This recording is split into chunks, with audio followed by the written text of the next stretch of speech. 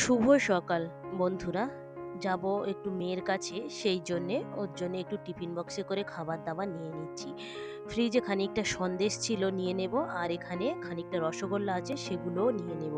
মিশনের সমস্ত যাতে বাচ্চাদের হয়ে যায় সেই জন্যে যতটা আছে সবগুলোই আমি এখান থেকে নিয়ে নেব। প্রত্যেকটা বাচ্চার যাতে এক পিস করে হলেও রসগোল্লাটা দিতে পারি।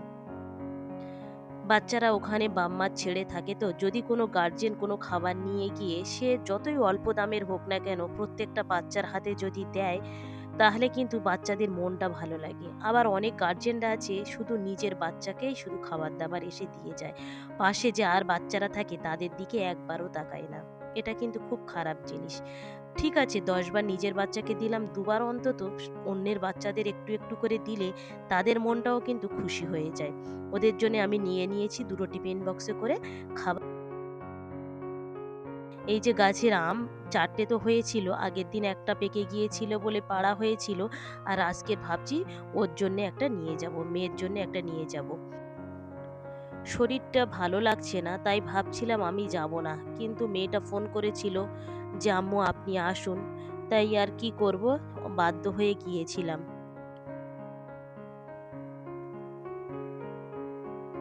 বাহ! এই হরলিক্সের প্যাকেটটা দেখছি খুব সুন্দরভাবে, দুটো প্যাকেট আছে, ৫০০ করে প্যাকেট, ১ কেজি। ওদেরকে কিনে দিয়ে আসলাম। ওরা সকালবেলা স্কুলে যাওয়ার আগে হরলিক্স ১ গ্লাস করে গুলে ২ পিস করে টোস্ট দিয়ে ভিজিয়ে খেয়ে ওরা।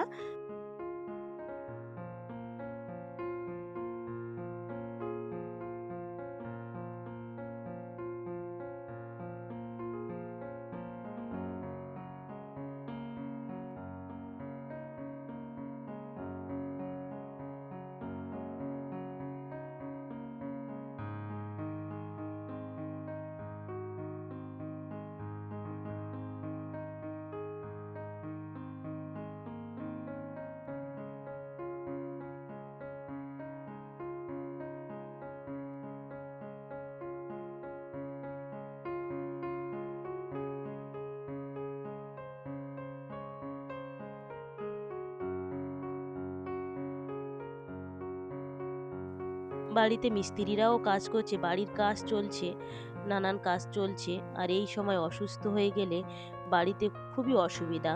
কারণ বাড়িতে ৩টে মানুষ আমরা থাকি। আমি যদি অসুস্থ হয়ে শুয়ে থাকি না, তাহলে কিন্তু বাড়ি রান্না বান্না সব বন্ধ হয়ে যায়। প্রত্যেকটা কাজ কিন্তু থেমে যায়। আর বাড়ি আর ২ জন মানুষের কিন্তু খুবই অসুবিধা হয়, খাওয়া দাওয়ায়ও অসুবিধা হয়। ১ম একদিন তো আমি একদম জ্বরেতে উঠতেই পারিনি। রান্না পর্যন্ত আমি করতে পারিনি। বাইরে থেকে খাবার কিনে এনে খেয়েছিলাম।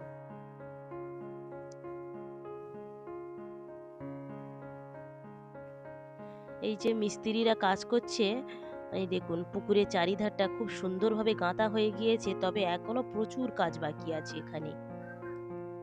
কাঁদার পরে কিন্তু খুব সুন্দর লাগছিল। আর খানিকটা মাটি কিন্তু উঠানে ফেলা হয়েছে। এখন সেগুলোকে ভালোভাবে ড্রেসিং করাও হয়নি। ধীরে, ধীরে করা হবে। মিস্ত্রিরা এখনো কাজ করছে। দেখা যাক কি হয়। আর আগামীকাল থেকে এই যে ঘরের তক্তাগুলো ছাড়ানো হবে। যখন পুরোটা কমপ্লিট হয়ে যাবে তখন মনে হয় এই পুকুরটা বেশি সুন্দর লাগবে দেখতে। এই দেখুন এগুলো পুরোটাই সব ঢালাই দেয়া হবে। যেসব জায়গায় মাটি ফেলা আছে এই জায়গাগুলো পুরোটাই ঢালাই দেয়া হবে। দেখা যাক কতটা করা যায়, কি হয়।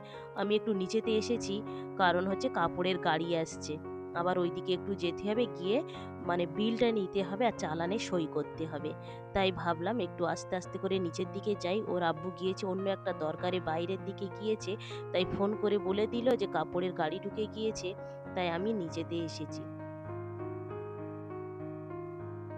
এই যে সাইডে এখনো কিন্তু দুটো করে লাইন খোলা এখনো গাঁথা হবে।